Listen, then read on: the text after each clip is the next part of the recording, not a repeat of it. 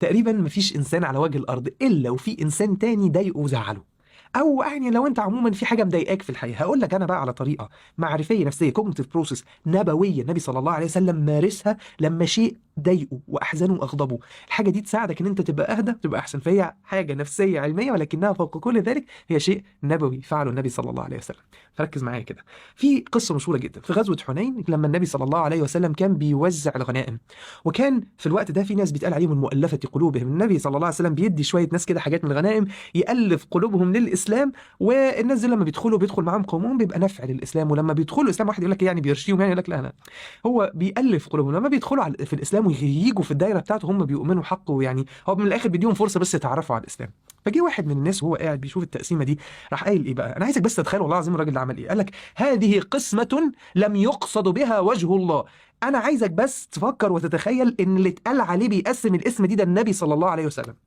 فانت ساعات الواحد يعني مثلا مراته مثلا يبقى هو بياخد قرار، ومثلا مراته ما تفهمش القرار ده فتتهم، وهو يكون عنده حق، انا مش بتكلم انه عمل حاجه غلط، بس يزعل قوي ان ازاي تظن فيا يا عم. بقول لك ده راجل اسلم مع النبي صلى الله عليه وسلم وحارب معاه، دول لسه خارجين من غزوه لو قتل فيها كان هيبقى شهيد.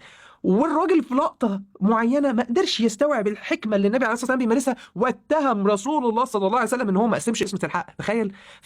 الصحابي اللي قاعد جنبه سيدنا ابن مسعود قال له والله لو بلغنا رسول الله. وراح رايح للنبي صلى الله عليه وسلم وقال له ايه اللي الراجل ده قاله. فالنبي عليه الصلاه والسلام قال يعني من يعدل اذا لم يعدل الله ورسوله.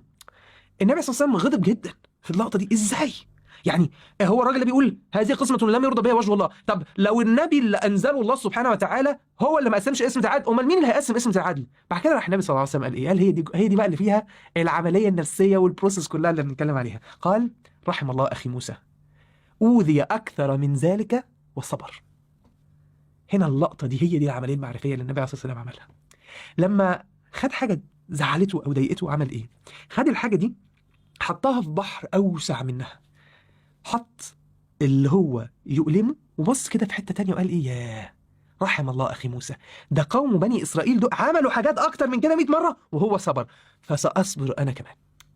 هنا تيجي فيها إيه؟ فكرة المقارنة. وهنا الحتة الوحيدة في الحياة اللي ممكن المقارنات فيها تكون جميلة، مقارنة في الصبر، مقارنة في العبادة.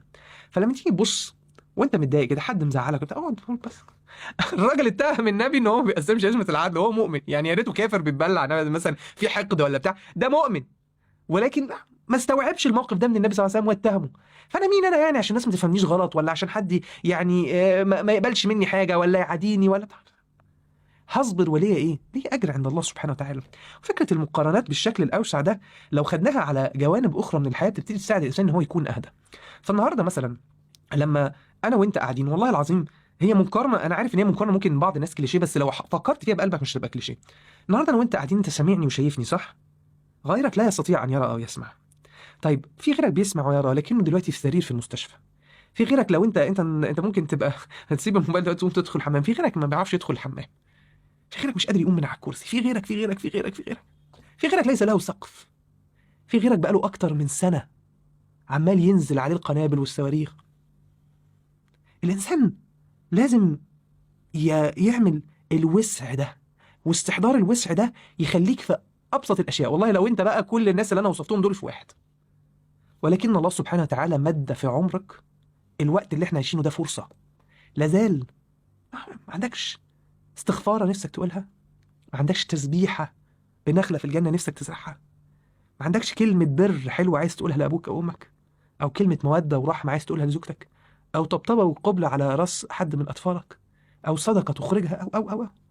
فيا أخي أبسط شيء والله لو الدنيا كلها يعني بتنهار من حواليك فأنت لازال رزقت نعمة الحياة. فالحمد لله الحمد لله. فأين كان اللي بتمر بيه استشعر الزوم أوت ده، دخل ما تشعر فيه، يعني فين زي مية البحر كده، أي حاجة بتخش فيها إيه صغيرة ما تعكرهاش، تروح ادلق فيها ازازة حاجة ساقعة، ادلق فيها عصير ليمون، ادلق فيها اي حاجة هتدوب. فخد همومك ومشاكلك وارميها في بحر واسع من النعم اللي انت غريق فيها، هتلاقي كل حاجة دابت بإذن الله. السلام عليكم.